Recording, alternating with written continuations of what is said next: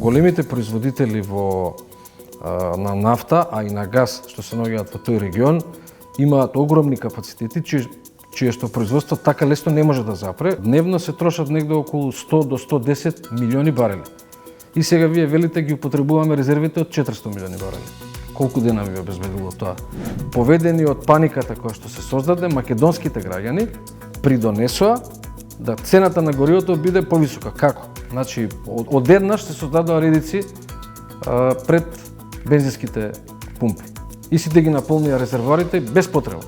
Што би бил ќарот на Казанџи холдинг, а што би бил бенефитот? Па прво, Македонија ќе добие доволна количина на природен газ како ресурс, за да може на долгорочно ниво да постигне стабилни и предвидливи цени. Дали тоа значи дека може да се очекува да имаме и фиксна цена? Може да се очекува да имаме фиксна и пониска цена од сегашната. Ако немаме култура, не можеме да обстоиме како нација. Не можеме да обстоиме како држава. И културата придонесува нешто за човекот. Дали денес може да кажете дека платата ви е мизерна? Не, денес не можам да кажам дека платата ни е мизерна. Многу страдања имаме видено и лично јас како одговорна во тој дел. Меѓутоа ова мене исто лично многу ме погоди и прв пат имав исто така потреба од разговор со психолози.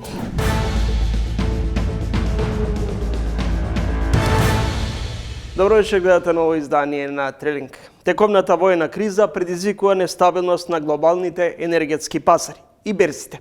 Војната на Блискиот Исток ја тресе економијата и предвестува криза пред се кај енергетските зависни држави и нивните економии. Испораките на газ од Иран и Катар и Бахрейн се значително намалени, а глобалните цени на нафтата се во варијабилен пораст.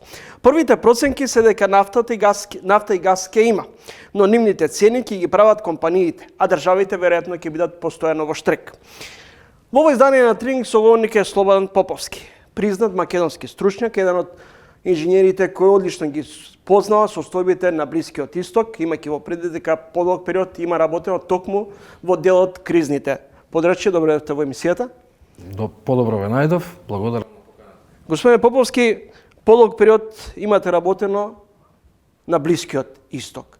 Што, колку и во кои делови? Па, подолг период работев за една голема меѓународна компанија, која што се занимаваше со инфраструктурата на нафта и газ, односно во енергетските објекти. И не само на Блискиот Исток, меѓутоа на Блискиот Исток бев присутен подолго време, посебно во Катар и Саудиска Арабија, меѓутоа и во други интересни области на земјата топка, што се непосредно поврзани и со нафта и со газ, како например Југоисточна Азија, Виетнам, Малезија, меѓутоа и уште поспецифично во големите центри во Африка, како што е например Алжир, со најголемата компанија за нафта и газ во Африка, Сонатрак, Мароко, Ангола и така натаму. Јас бев во улога на технички директор на интернационалниот оддел на таа компанија. Состојбите на Блискиот Исток ескалираат. Како вие гледате во моментов на оваа состојба? Особено околу нафтата, недостигот на нафта, снабдувањето со нафта и газ? Па, многу рано е да се каже дека или да се направи проценка дека постои некаков тренд. Тоа зависи промената на цената што беше кратко траеше и сега гледаме дека насоката е надолу. Траеше неколку дена кога почна конфликтот и кога завладеа таква паника. Големите производители на нафта, а и на газ што се наоѓаат во тој регион, имаат огромни капацитети, чието производство така лесно не може да запре, а уште им дополнително на тоа имаат и изворено развиени складични капацитети, како и преносни капацитети. И ја мислам дека станува збор за моментално прилагодување кое, согласно развојот на настаните, ќе си го заземе после природниот тек. Прашање е само какви ефекти и каде, во кои делови на светот ќе има. На првите глобални проценки се помалку паушални. Прво, например, дека Кина ќе биде најзасегната, од друга страна дека особено Русија ќе трие раце од овој конфликт. На од аспект на профитабилноста на кризата. Како вие гледате? Колку овие тврдења се издржани или се засновани врз база на паушалност, на недокажаност? Па можеби не паушалност, меѓутоа тоа е некаква десктоп анализа. Оној кој например имал можност да го процени енергетскиот биланс на Кина, знае дека е извонредно балансиран. Односно Кина со никого нема развиено однос трговски во кој што тој со кој што го развила доминира по било кој основ. Еве например можеме да спомнеме дека вкупно Венецуела и Иран, а ова не го кажувам случајно, се 17% од вкупниот увоз на нафта од наоѓалиштата каде што Кина нема директна контрола. И сега, ако тоа се знае, таа бројка ако е позната, тогаш јасно е дека таков економски гигант и индустријска сила, јасно е дека нема да биде во многу засегната, дополнително што моделот по кој што се развиваат односите помеѓу Кина и овие производители на енергенси во тој регион се долгорочни, се темелат на инвестиции на Кина во тој регион, кои инвестиции на Кина во тој регион понатаму се затвараат со долгогодишни договори за концесија во кои Кина, ама и не само Кина, туку тоа се првите земји кои што инвестирале во тој регион, потпишуваат долгорочни договори во кои берзанските цени немаат премногу големо влијание. Кои држави ќе бидат најзасегнати од овој воен конфликт? Па еве уште еднаш да го објасниме пазарот како функционира. Значи првите ќе направиме споредба. Првите инвестиции во нафтената индустрија во регионот почнуваат во тие земји, Саудитска Арабија, Кувајт, Ирак, не Катар. Катар е најголемиот потенцијал на Катар е во природниот газ. И тие првите инвестиции кои се направени таму, тие се направени со странски капитал од големи економии кои кога инвестирале, потпишувале и долгорочни договори за испорака, односно распределба на количината што ќе биде извадена. И тие биле долгорочни договори со прилично предвидливи и цени кои што не се многу под влијание на дневните поместувања на берзите, односно краткорочните поместувања на берзите. Со други години, ако некој таму прв инвестирал, направил постројка и постројката ја направил врз основ на концесијски договор или сличен, бидејќи тие концесијски договори сега се надминати, да кажам, тие ние што ги познаваме, тогаш во тој се потрудил да на многу долг период цената на енергенсот кој што го вадат, а тоа е нафтата или газот, биде стабилна. Да не биде можеби со иста вредност, бидејќи тоа мора да се менува низ годините, меѓутоа да биде стабилна и предвидлива. Дополнително на тоа развивани се и други капацитети. Например, во случај кога продуктот од рафинирање, тоа е некој од дериватите, се извезува, тогаш она што останува од него се претвара во некој друг продукт. Например, во една од најголемите индустријски зони на светот од овој сектор се наоѓа во Ал Месаид во Катар. Во Ал Месаид во Катар ќе најдете неколку различни типа на индустрии. И таму ќе го најдете, например, најголемиот светски производител на полиетилен. Заради тоа што полиетиленот се произведува како резултат на рафинирањето на нафтата. И таму ќе го најдете светски најголемиот производител на полиетилен, кој што се извезува, дури многу е интересно да се знае дека најголемиот дел од кесите што ги употребуваме во секојдневниот живот се произведени од тој, да речем, полупроизвод, суров материјал. Поповски, танкерскиот сообраќај низ Ормудскиот теснец, која е најважна светска тесно грло, точка за транспорт на нафта е речиси запрен. Недела донесена е одлука од 32 земји да се издвои од резервите околу 400 милиони барели за да не дојдеме до поголема, да не се дојде до поголема нафтена криза. Сметате ли дека оваа сума или снабдувањето со нафта нема да биде проблем во наредниот период? Иако постојано цената на нафтата дивее на некој начин. Па јас не би рекол дека има проблем во снабдувањето. Да направиме една поедноставна анализа.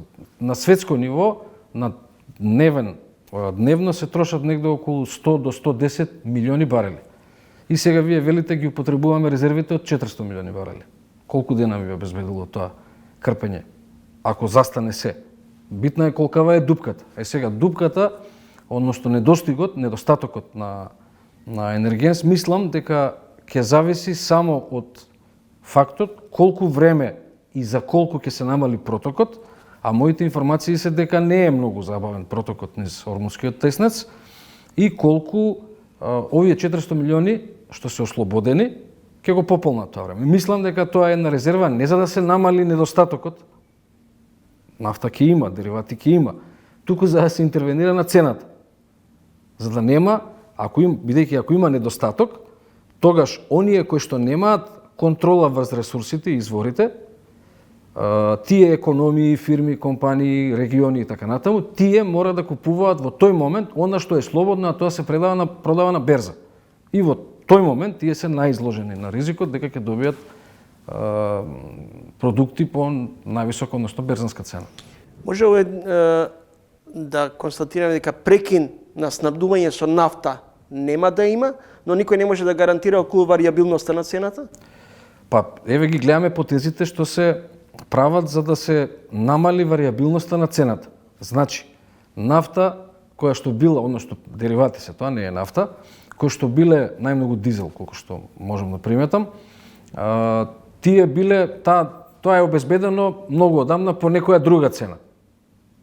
И сега тоа се ослободува и се пушта да се пополни недостатокот во моментов, да се пополни по таа цена која што била набавена претходно, за да се изнивелира варијабилноста, како што вие велите, на светско ниво. И тоа ќе се изнивелира и сега нормално, оној момент кога тие резерви ќе се потрошат, тогаш ќе треба некои други за да се контролира цената. Цената да се контролира. Бидејќи сметам дека знаете како, затоа беше и ОПЕК формиран. ОПЕК е инструмент кој вели сега има малку повеќе ваму, а малку помалку таму, на различни локации, и тогаш се подесува производството. Или цената варира и на тоа соодветно се подесува производството. Така да целиот тој модел и систем е направен да нема недостаток, да не запре целиот свет одеднаш, туку евентуално да се интервенира на цената која што би добила пропорции кои што никој не ги сака. Какви ќе бидат импликациите врз Европа и регионот? Србија и Хрватска например недела донесоа привремена забрана за извоз на нафта и гориво. Дали и Македонија требаше да ги следи овие чекори? Па, најмногу зависи од резервите. Доколку резерви има, тогаш тие треба да се спречи тие да бидат извезени. Бидејќи тие резерви се купени некогаш пред постоењето на кризата по некоја цена која што била тогаш актуелна. Може би била многу пати пониска од постоечката. Дали сметате дека фактот што Македонија не ги следи во чекор Србија и Хрватска, значи дека имаме доволно резерви на нафта? Па тоа не е моје да кажам, не би знаел јас тоа да го кажам. Меѓутоа тоа што мене ми падна во очи беше што поведени од паниката која што се создаде, македонските граѓани придонесоа да цената на горивото биде повисока. Како? Значи, одеднаш се создадоа редици пред бензинските пумпи. И сите ги наполнија резервоарите без потреба, очекувајќи дека ќе се зголеми цената. Тоа значи дека се испразнили резервите и тоа значи дека добавувачите по новата цена, во тој момент што била актуелна на берзата, купиле истата таа количина која што е ставена во резервоарите, ја купиле и ја донеле во Република Македонија. Согласно правилата и законите на регулираниот пазар, таа сметка оди кај регулаторна комисија и таа веќе е вкалкулирана како нова цена на горивата. И сега, додека тие резерви не се потрошат, новите што се набавија, ние нема да имаме промена на цена без обзир што цената на светските берзи веќе е подолу. Сметате дека ова воена психоза, страв постојано, имајќи ги претходните искуства што сме ги имале и домашните кризи, всушност остават простори некои други во услови на криза дома да профитира, еве и во случајот со нафтата? Па, дека постои некаков си план, не би можел да кажам, меѓутоа јасно е, кога психозата која ќе преземе, рационалноста исчезнува и тогаш се прават услови за секакви погрешни одлуки. Слободан Поповски, гостин во Трилинг. Дали газ и натаму ќе имаме и зошто подолг период или со години ние зборуваме за гасификација целосна дома, а тој процес некако бавно ни оди? Газ во тие количини, во моментов количините потребни за Македонија, потрошувачката во Македонија на природен газ не е преголема. И во моментов може да се обезбедува. Гасот како гориво одамна е планиран, бидејќи представува транзиционо гориво од најзагадувачките и најмалку ефикасните техники и технологии како што се јагленот и нафтата кон обновливите извори на енергија, и тој би требало да се воведе во период кој што ќе обезбеди обновливите извори значи тој ќе има ограничена употреба. За тоа да се случи, Македонија одамна направи инвестициски план и ја гради сопствената инфраструктура. Односно, македонскиот преносен систем оператор, кој што во моментов има и дополнителна улога на дистрибутер, Номагаз, веќе го зголемува сопствениот капитал со инвестиции, односно ја гради мрежата на магистралните гасоводи низ Македонија и како клучен стратешки проект го работи интерконекторот за природен газ со Република Грција.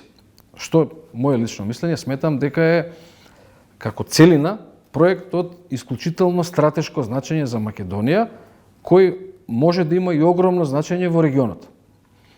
Тој треба да се доврши, функционален е, треба да се доврши, во моментов велам се работи интерконекторот, прогнозите се дека изведбата ќе оди како што е по планот. Дополнително на тоа, Македонија обезбеди уште два многу битни моменти, од кои што еден е капитален асет е едниот. А тоа е капацитет, не газ, туку капацитет на терминалот во Александрополи. Преку тој капацитет, Македонија обезбеди можност да се снабди некако со газ во доволни количини, кој што би ја направил помалку ранлива на берзанските промени на цената на газот. Дополнително на тоа, Македонија, развивајќи ја својата инфраструктура, разви и билатерални односи со преносните системи на другите земји. Например, со преносниот систем оператор на Грција DESFA. Подпишан е договор за соработка во кој многу внимателно определени се капацитетите, количините, кои би биле на располагање во моментот кога тој интерконектор ќе стане функционален од двете страни. Значи Македонија стратешки доби уште една конекција која што во многу ќе ја стабилизира снабдувањето, можноста за снабдување, и дополнително сега гледаме дека се работи на интерконекторот со Србија, што е исто така чекор напред во бетонирањето на стратешката позиција на Република Македонија во регионот. Каква е според вас иднината со рек Битола?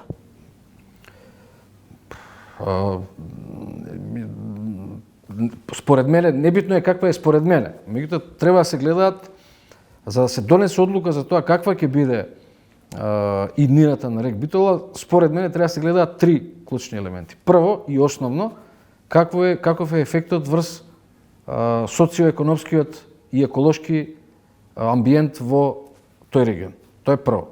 Второ, преземените обврски што ги имаме ние по однос на меѓународните протоколи за справување со климатските промени. И трето, исто многу важно, кој е финансискиот, односно економскиот ефект врз економијата на Република Македонија. Тие три, ако се направи вистинска проценка, кои се тие три, ако се направи вистинска проценка какви се ефектите на тие три елементи, тогаш мислам дека лесно може да се донесе одлуката.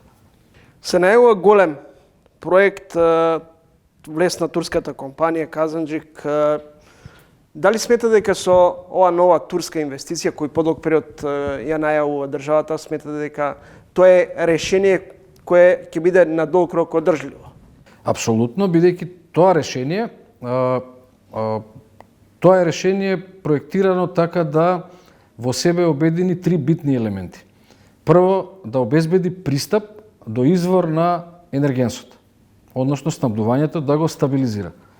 Второ, да ја обезбеди потрошувачката негова, бидејќи вие ќе го обезбедите изворот, меѓутоа ако немате потрошувачка, бадијела сте го обезбедиле, нема да го искористите. Тоа е вториот дел.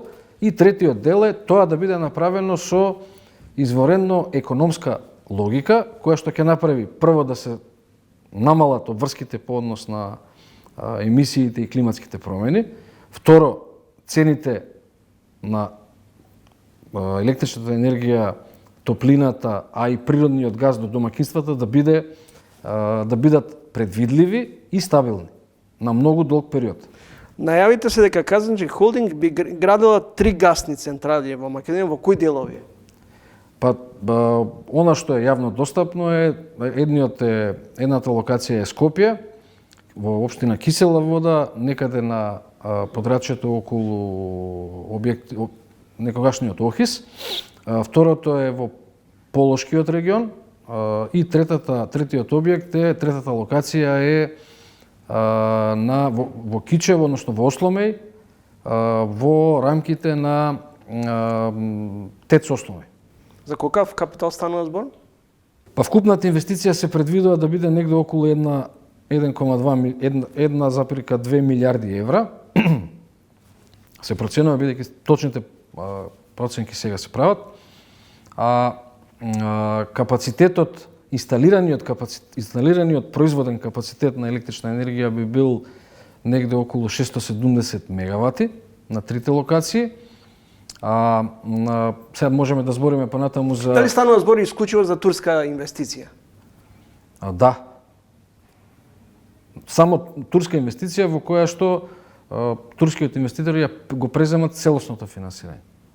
Тоа што е исто битно, што треба да се напомне, дека турскиот инвеститор нема да направи само 3 когенеративни централи, туку ќе го обезбеди и гасот за нив, значи на Македонија ќе го донесе ресурсот преку овие асети што ги зборевме претходно, Александрополи, интерконекторот и системот низ Македонија, ќе развие и дистрибутивната мрежа, значи ќе развие мрежа за гасот да стигне, како енергенс да стигне и до секое домаќинство, и дополнително на тоа ќе развие и подобри топлинската, значи district heating, дистрибуција на топлина во местата каде што ја нема. Дали во оваа инвестиција, која се најава како голема, ќе учествуваат и наши компании? Апсолутно. Имајќи предвид за каков тип на активности станува збор, имајќи предвид на каква е нашата економија, например, ние имаме производител на челични цевки. Тој производител на челични цевки во секој случај, имајќи ги предвид царинските односи помеѓу Република Македонија и Турција, има барем 15% помалку во вредноста за плаќање на цевките. И е квалитетен со целата квалификација што тој сектор ја бара. Имаме производител на пластични цевки за дистрибутивната мрежа под 4 бари. Имаме компании кои што може да се справат со тоа. Сега прашање е само дали во услови кога има и други инвестиции во земјата, македонскиот сектор ќе има доволно капацитет да се справи со ваков обсег на работи. Инаку да, турскиот инвеститор апсолутно знае дека и сака да го искористи се она што е расположиво на македонскиот простор, да кажем. Дали во овој проект македонските компании ќе партиципираат врз основа на одлука која турците би ја донеле и ќе одлучат кои ќе бидат нашите компании кои ќе учествуваат во изградбата, или врз основа на критериум, врз основа на капацитетите кои ние ги имаме како македонски компании говорам? Па и двете. Посебно ако се има предвид дека критериумите за кои работење, значи прво да разграничиме. Добро. Клучниот дел, онаму каде што треба да се направи самото, каде што е самото производство, а тоа е турбински, така наречениот турбински остров во турбинско генераторски остров, тој нема да може да го направат македонски компании, тоа е јасно. бидејќи турбините доаѓаат од други производители, од тие производители се бара гаранција, а колку што јас знам, на просторите на Република Македонија нема квалификувани производители од нив. Така да тоа ќе биде направено од инвеститорот. За се останато ќе се бара компании кои што ги исполнуваат критериумите, посебно финансиските критериуми, за да би можеле да учествуваат во изведбата. Ние сметаме дека како партнер на Казанчи во проектот, ние сметаме дека апсолутно постои голем простор за работа на македонски компании на тој проект. Што би бил ќарот на Казанчи холдинг, а што би бил бенефитот? Па прво Македонија ќе добие доволна количина на природен газ како ресурс за да може на долгорочно ниво да постигне стабилни и предвидливи цени. Дали тоа значи дека може да се очекува да имаме и фиксна цена? Може да се очекува да имаме фиксна и пониска цена од сегашната на електричната енергија. И треба да се очекува. На подолг период, мислам, зборам за граѓаните дома, нели? Тоа е прво. Второ, имајќи го тој капацитет на газ и употребувајќи го во Македонија, ние практично ја исплаќаме инвестицијата на Република Македонија во развојот на оние асети кои што ги кажавме. Александрополи, интерконекторот, кружниот прстен, интерконекторот со Србија и така натаму. Трето, од самата инвестиција, нормално, кога велиме дека доста работа ќе остане во Македонија, тоа е јасно. Нормално гледаме и дека македонските компании ќе добијат работа, обврски. Кога би стартувала оваа инвестиција? Уште една многу битна работа е кога веќе такво количество на природен газ, а проценката е дека ќе биде негде околу 1,5 милијарда нормални кубни метри годишно, кога веќе ние имаме пристап и обезбеден на 1,5 милијарда, тоа што треба уште еден квалитативен чекор да се направи понатаму, а тоа е да се развие пазарот на природен газ во Република Македонија. Бидејќи ако се развие тој пазар на природен газ во Македонија, имајќи ваков пристап до предвидлива стабилна цена на ресурсот, ние можеме да развиеме и регионален пазар.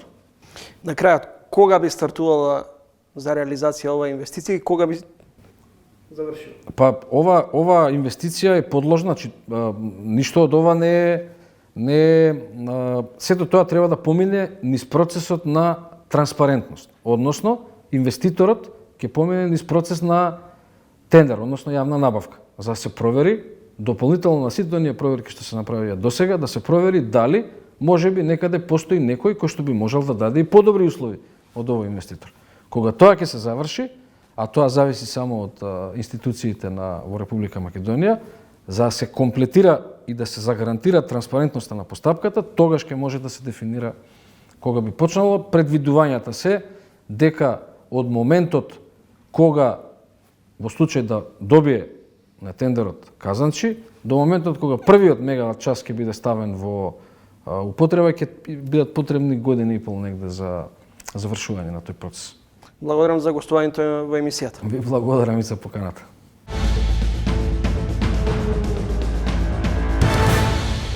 Синдикатот за култура тоа не го прифати, бидејќи ние имаме растечка методологија согласно трошоци на живот со минималната плата и не дозволивме да имаме номинален износ во пресметката на плата. И тогаш наложи на директорите во институциите да изготват решенија за плата, поединечни акти на секој вработен, со кое што повторно истиот принцип минималната плата зголемена за 10% помножена со коефициент.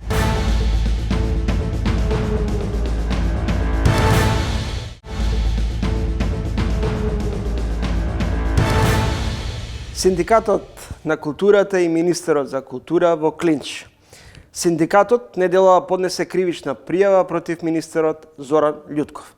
Тој пак на пресконференција обвини дека тврдењата и кривичната пријава против него се неосновани. Според негови зборови, министерот ги почитува работничките права и всушност се придржува според колективниот договор. Гостин во ова издание на Трилинг е Вера Атанасовска, председателка на Синдикатот на културата. Постојано сте во некаков клинч како синдикат. Сега со актуелниот министер, претходно се конфронтиравте со неговата претходничка Бисера Костадиновска Стојчевска. Што беше повод да ја прелие чашата и да се одлучите на ваков чекор, да понесете кривична пријава против министерот? Од страна на синдикатот, ова е втора кривична пријава за министерот. Една кривична пријава има од страна на синдикалната организација на Филхармонија во однос на изборот на директор на Филхармонија и случувањата што се случуваа тој период. Меѓутоа, од страна на синдикатот, официјално, значи со одлука на совет на синдикатот, од сите синдикални организации, ова е прва кривична пријава за министерот. Па во клинч, како што рековте, и со претходната министерка и сега и со министерот Љутков, е настанато се после потпишувањето на колективниот договор за култура и неговата имплементација. Најпрво, одредбите во колективниот договор за култура почнуваа да важат, иако тој беше потпишан во декември 2019, почнуваа да важат од јули 2020 година. И тогаш исто така имавме доцнење на платите во културата, бидејќи не беа обезбедени финансиски средства за да се имплементира колективниот договор. Па така, во тој период, значи во јули 2020 година, ние останавме скоро 3 месеци без плата и без здравствено осигурување. После тоа се реши, нели, тој проблем. Дојде порастот, усогласувањето со минималната плата, бидејќи колективниот договор во културата предвидува усогласување со минималната плата. Значи, како расте минималната плата, така се усогласуваат и сите останати плати во културата. И така да со усогласувањето на минималната плата, исто така беше проблем необезбедените финансиски средства за таа намена.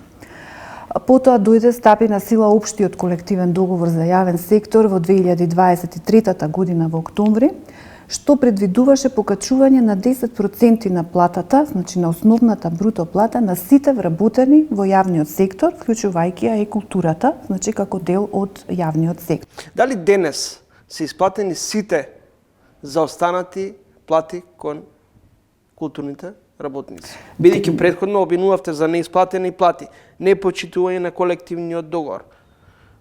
Во кој дел од општиот колективен договор? договор? Па да, тоа баш така сега да го споменам, дека со потпишувањето на општиот колективен договор настана најголемиот проблем, всушност. Значи, со тоа покачување од 10% кој што следуваше на цел јавен сектор. И тогаш, значи тогашната министерка направи предлог, еден достави до синдикатот, да се потпише анекс на колективниот договор, значи во октомври 2023, со што минималната плата, значи вредноста на минималната плата ќе ја зголеми за 10%, што ги предвидува општиот колективен договор за јавен сектор, и да добиеме номинална вредност за пресметка на плата по коефициент ставен во колективен договор. Синдикатот за култура тоа не го прифати, бидејќи нели ние имаме растечка методологија согласно трошоци на живот со минималната плата и не дозволивме да имаме номинален износ во пресметката на плата. И тогаш наложи на директорите во институциите да изготват решенија за плата, поединечни акти на секој вработен, со кое што повторно истиот принцип минималната плата зголемена за 10% помножена со коефициент. Дали денеска платите ви се поблиску до минималната или до просечната плата? Платите, мислите, општо на платите во културата? Да. Тие се поблиску се до просечната плата. Можеме да кажеме и на стручните лица и уметниците идат и над просечната плата. Меѓутоа, методологијата за пресметка на плата е погрешна, уште од самиот старт, уште од 2023 година, бидејќи општиот колективен договор прецизно кажува основната бруто плата се зголемува за 10%, а не вредноста со која што се пресметува платата, односно минималната плата. И тука настана најголемиот проблем, што допринесе на минатата година во април платите на вработените во културата да бидат исплатени со намалени 3%. Што сакате да постигнете со поднесувањето на кривичната пријава? Наспроти ставот, например, на министерот кој вели дека обвинувањата се неосновани.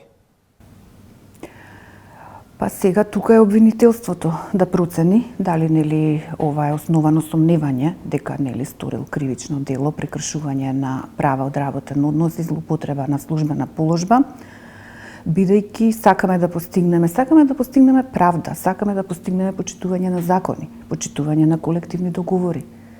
Сепак До сега 8 тужби поднесени од ваша страна се правосилни и се во ваша корист? Да, правосилни во корист на вработените во културата и тие 8 правосилни пресуди кои што се добиени скоро пред еден месец се уште не се имплементирани. Што значи тоа? Тоа е грубо кршење на законот. Судската присуда е највисоката инстанца која што треба да се почитува. Непочитувањето на правосилна судска одлука е кривично дело. Следите тренинг гостинка во емисијата Вера Атанасовска, председателка на Синдикатот на култура. Пред да го продолжиме разговорот со неа, предлагам да слушнеме дел од интервјуто со министерот за култура кој беше токму во ова студио на 31 јануари и потоа ќе го продолжиме разговорот. Никогаш, морам да објаснам, во ниту еден момент, како министер за култура и како човек и како актер, не сум застанал против колективниот договор за култура. Не разбирам зашто протестира. Сметате дека се добро платени? Имаме одлични плати во култура.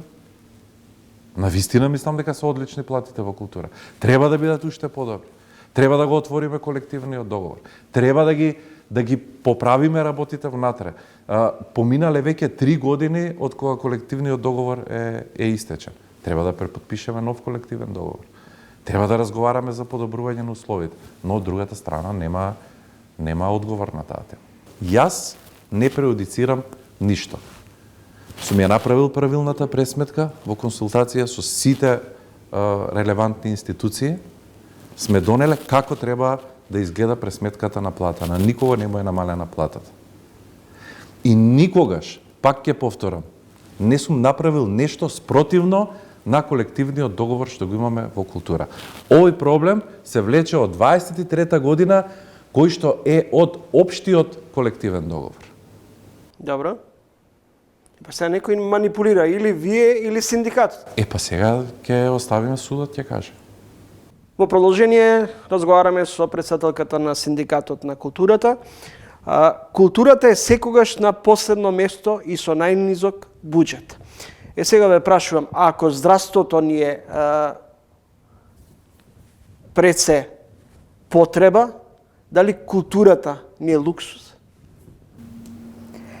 Па сега вака не можеме така да го дефинираме и културата е еден вид на потреба.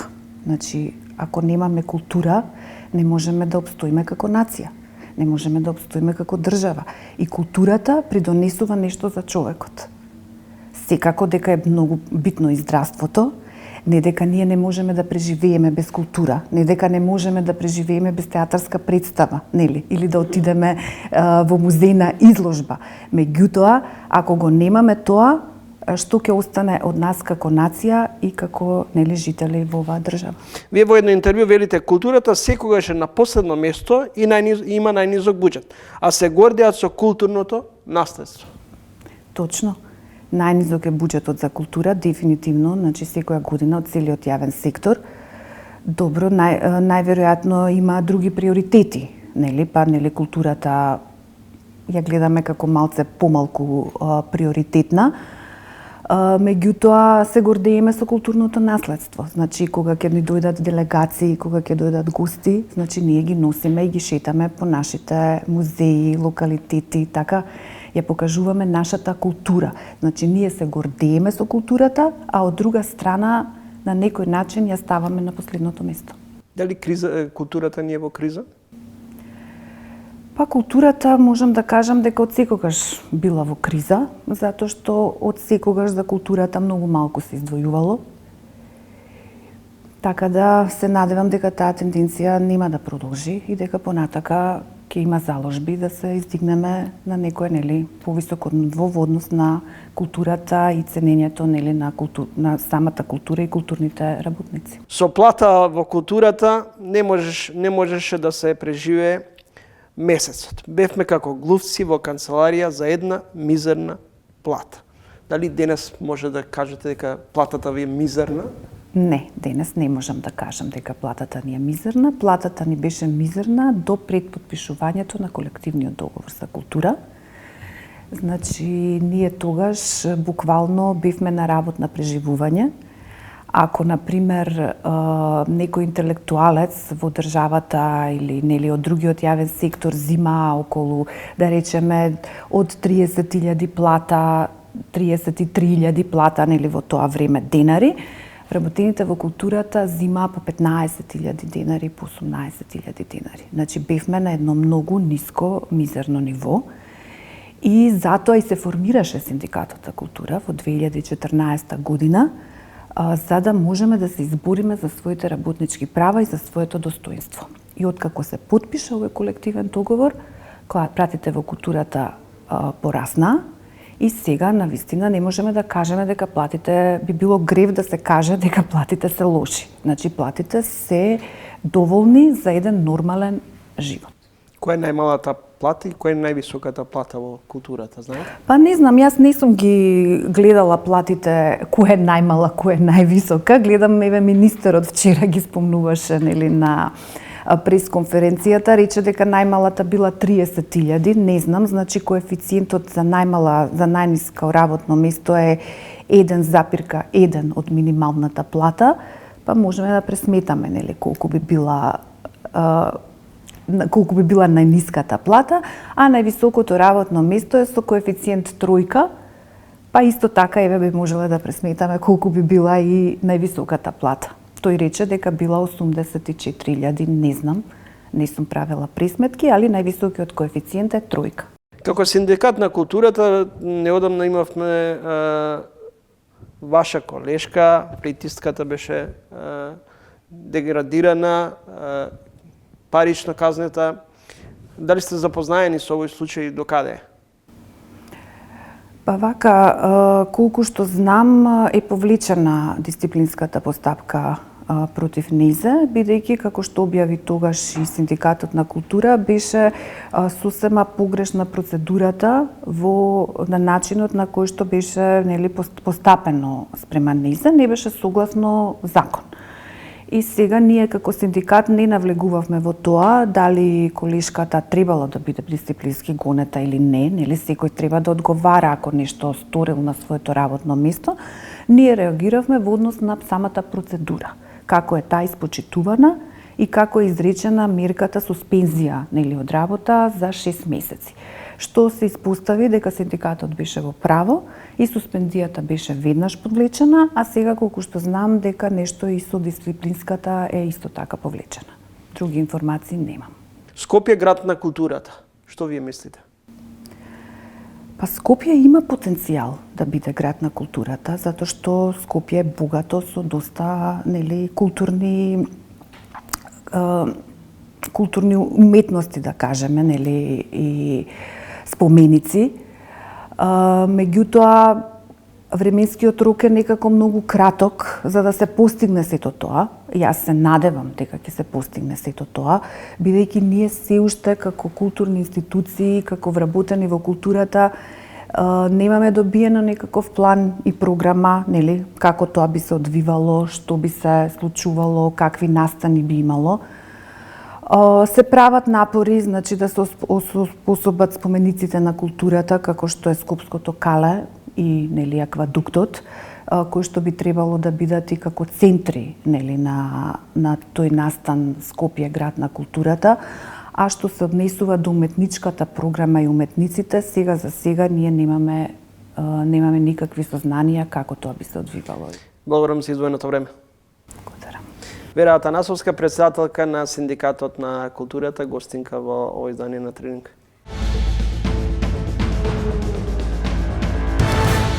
Во случајот со несреќата во Кочани, најголемата потреба беше првично, нели, да се справиме со потребите на семејствата кои што имаат свој повредени, да им дадеме логистичка поддршка, потоа логистичката поддршка на нивното заминување и лекување во странство.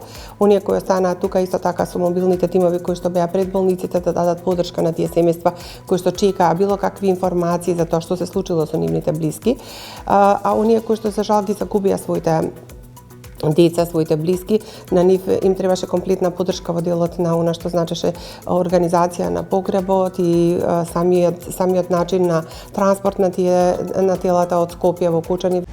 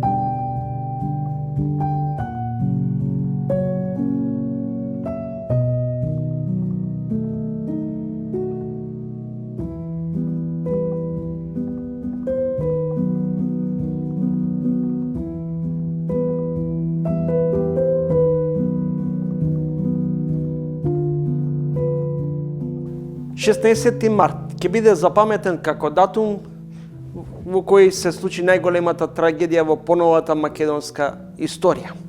Кочани, во дискотеката Пулс, во која загинаа 63 млади животи. Една година потоа, како функционира, како се рехабилитира и како Црвениот крст се справуваше со таа трагедија. Добре ден за Сузана Тунева Пауновска. Вие сте секретар во Црвениот крст во Скопје, меѓутоа сте биле и дел од оперативниот тим за време на трагедијата во Кочани на 16 март. Една година потоа, може ли да кажеме дека полека се зараснуваат лузните од оваа трагедија? Па, генерално земено можеме да зборуваме дека имаме некој мал напредок во целокупната, да кажам, во целата таа заедница во која што луѓето функционираат. Меѓутоа, полека, нели, треба да се навикнуваат на тоа, да кажам, дека се случила таа несреќа. И за нас што не живееме во градот е на некој начин нешто што ни го одбележува нашето функционирање, бидејќи е една масовна колективна тага која што се случи, нели, во тој мал град. После една година можеме да зборуваме дека на некој начин емоциите полека може да ги ставаме во некој колосек каде што може да се работи врз нивното, да кажам, самите луѓе да можат да функционираат.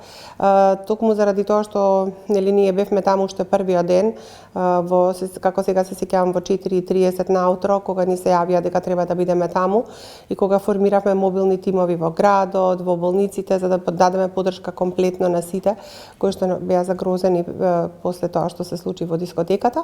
Па потоа, нели, се она што го правевме за време на погребите, поддршката, нели, ако ја споредиме таа енергија и таа емоција тогаш со сега, можеме да зборуваме за неколку чекори унапредување во делот на она што значи справување со таа кризна состојба. Како беше вашата прва реакција кога по моите информации меѓу 4 и 6 часот изутрина сте стигнале на местото на трагедијата? Каква беше вашата првична гледка, реакција? Со оглед на тоа што ние веќе имаме искуство доста со кризи, со кризни состојби, поголемиот дел од членовите на тимот за одговор при катастрофи се луѓе со искуство и поминале кризи во регионот, значи од војните во некогашна Југославија, во мигрантски кризи, се она што ни се случувало, нашата домашна криза 2001 година. Значи се тоа е многу поразлично од ова што го доживеавме во Кочани. Навистина и нас ни требаше психолошка психолошка поддршка на сите ние кои што работевме на терен, заради тоа што беше нешто што се случи на некој начин блиску, а далеку, нешто што не погоди како една мала држава во еден ден да загубиме толку млади животи. И сето тоа навистина предизвика големи емоции кај самите волонтери, поготово волонтерите кои што беа од општинската организација Кочани. Ние моравме и со нив да работиме многу на тој фидбек, едноставно нивната психолошка состојба да ја задржиме на ниво како би можеле нели да функционираат и да дадат поддршка на своите сограѓани. А истото се случуваше и со останатите 160 волонтери кои што дојдоа од градот Скопје, од кај нас, од градската организација и од другите неколку поголеми општински организации да дадат поддршка нели на самиот град. Јас мислам дека беше навистина едно искуство кое што не можам да го споредам со ни една криза која што претходно сме ја поминале како Црвен крст, заради тоа што Дали најголемата катастрофа со која или трагедија со која сте се соочиле во изминативе години? Па да, со оглед на тоа што 30 години веќе сум во Црвениот крст, претходно работев во Меѓународниот Црвен крст, значи уште од босанската криза навака. Многу страдања имаме видено и лично јас како одговорна во тој дел. Меѓутоа ова мене исто лично многу ме погоди и прв пат имав исто така потреба од разговор со психолози за да можам нели својата собствена да кажам емоција да можам да ја контролирам. Да, можам да кажам дека беше најтешка до сега од се она што сум го доживеала. Како течеше целиот тој процес и тече се уште претпоставам целиот тој процес на психолошко па физичко. Така. Знаете како, значи секоја катастрофа, секоја несреќа си носи одредена проценка и што е тоа што најмногу нели треба ние како Црвен крст да дадеме на заедницата. Во случајот со несреќата во Кочани најголемата потреба беше првично нели да се справиме со потребите на семејствата кои што имаат свои повредени, да им дадеме логистичка поддршка, потоа логистичката поддршка на нивното заминување и лекување во странство. Оние кои останаа тука исто така со мобилните тимови кои што беа пред болниците да дадат поддршка на тие семејства кои што чекаа било какви информации за тоа што се случило со нивните блиски, а оние кои што за жал ги загубија своите деца, своите блиски, на нив им требаше комплетна поддршка во делот на она што значеше организација на погребот и самиот начин на транспорт на телата од Скопје во Кочани на гробиштата во Кочани и не само во Кочани, него и во сите други околни села каде што нели имавме организирано вакви активности за поддршка на семејствата при погребувањето на лицата. Знаете како навистина мислам дека беше тешко. Беше тешко за сите нас заради тоа што е нешто што во една ваква мала држава во еден ден се случи сето тоа и нормално. Не може да во почетокот да се справиме со тоа, меѓутоа имаме доволно добро искуство и имаме такви тимови за прва психолошка помош, така да меѓу себе навистина си дадовме голема поддршка. Мислам дека и ние како тимови на Црвен крст дадовме голема поддршка во самата заедница, во самата општина во градот, заради тоа што сакавме да ги заштитиме на некој начин волонтерите кои што се наоѓаа во градот, бидејќи нивни блиски, роднини, пријатели, другарчиња загинаа, така да најголемата, да кажам, во првите неколку дена најголемиот притисок го добија волонтерите кои што дојдоа од соседните градови, а најмногу од градот Скопје, а потоа полека нели ја правевме проценката, работевме со семејствата, работиме со повредените, имаме добра координација со болницата во Кочани, знаете и целата хуманитарна поддршка во делот на собирање на средствата за поддршката на тие лица одеше преку Црвениот крст, преку Фондот на солидарност и направивме една евалуација пред 3 месеци. Што е тоа што го направивме добро, што е тоа што треба да биде уште подобро во некоја друга, не дај Боже, ваква кризна состојба и се излистаа неколку потреби кои што ние веднаш ги изреализиравме. Првично е отварање на регионален центар за ментално здравје во општинската организација на Црвен крст Кочани, кој регионален центар ќе даде комплетна поддршка на лицата кои што нели се уште се справуваат со тие емоции, со тоа да го прифатат, да ја прифатат реалноста, за оние кои што ги изгубија членовите на нивните семејства, меѓутоа за оние кои што се повредени, едноставно нели мора да го продолжат животот и да се прилагодат на еден нов начин на функционирање. Колку семејствата на загинатите, па и на повредените денес можат да ја прифатат реалноста дека ги изгубиле своите деца, дека дел од тие деца ќе останале без инвалиди, раци, без прсти, со изгореници на телото. Видете, тоа е многу тешко да се прифати. Секако треба да се научи да се живее со тоа. И тие кои што ги изгубија членовите на семејството, нивните деца, значи едноставно таа е тага со која што треба да се научи да се живее и да можеме да ги контролираме сите тие емоции, има во една правилна настока, затоа тука се нашите психолози, имаме соработка и со Комората на психолози на Македонија, заеднички функционираме во тој дел, заради тоа што си постојат и одредени обуки, поддршки, индивидуални групни сесии, каде што тие ги разменуваат сите тие своји размислувања за да можат да си бидат еден на друг поддршка. А истото се случува значи и со оние кои што се повредени и тие исто така мора да го прифатат новиот начин на живот со сите оние да кажам последици кои што ги доживеа од пожарот и на некој начин сметам дека целокупната оваа поддршка преку Центарот за ментално здравје во Кочани ќе им ја олесни целата таа да кажам борба или таа да кажам нова состојба во која што тие мора на некој начин да се вклопат затоа што животот мора да продолжи. Така да истовремено зборуваме и за унапредување на нашите капацитети во делот на тоа кои се луѓето и кои се волонтерите и вработените кои што можат да делуваат во ваков вид на несреќа, така да направивме на реорганизација на целокупниот систем на оперативните сили на Црвениот крст. Ја формиравме националната интервентна единица со стручни лица кои што се обучени за прва помош, логистика, проценка на потреби и психосоцијална поддршка. Тоа се 40 експерти, да ги кажам, млади луѓе кои што навистина даваат се од себе за да функционира сето тоа така добро на терен.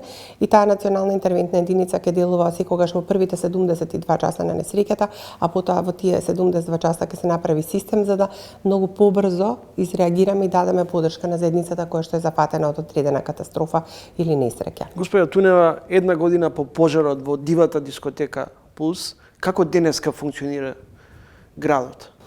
Па по она што ние го гледаме и по она што извештаите доаѓаат од општинската организација, мислам дека младите луѓе секако имаат потреба и желба да ги работат сите оние активности кои што и претходно ги работеле, така да навистина зборуваме за еден доста активен клуб на млади, на волонтери на Црвениот крст во Кочани. Понатаму исто така доста имаме голема активност на млади луѓе, психолози и студенти кои што сакаат да бидат дел од таа прва психолошка и психосоцијална поддршка или справување со тој стрес или таа траума која што нели се случи во изминатите 12 месеци, така да мислам дека полека почнува да се враќа на некој начин животот во тој град и секако мора сите ние да дадеме придонес заради тоа што мора да ја вратиме енергијата во градот, а при тоа да не ги забравиме сите оние кои што до пред 12 месеци беа дел од нас и дел од сите тие активности заради тоа што тука имаме и доста волонтери кои што го загубија животот, а беа волонтери во Црвениот крст Кочани, нивните родители, нивните семејства исто така и понатаму остануваат поддршка во општинската организација. Може би сето ова, нели, кога го зборуваме ние од оваа страна, многу тешко допира до некои луѓе. Значи, сите луѓе се различни, не може секој да на ист начин да го прифати сето тоа што се случува. Меѓутоа, ние максимално се трудиме да дадеме поддршка согласно нивните потреби, без да бидеме на некој начин да се наметнуваме, едноставно да ги следиме нивните сигнали на потреби и така да делуваме. Тешко е, меѓутоа мислам дека имаме доста напредок во тој дел да таа енергија полека ја вратиме назад. Благодарам за разговорот. Хвала. Сузана Тунева Пауновска, секретар во Црвениот крст.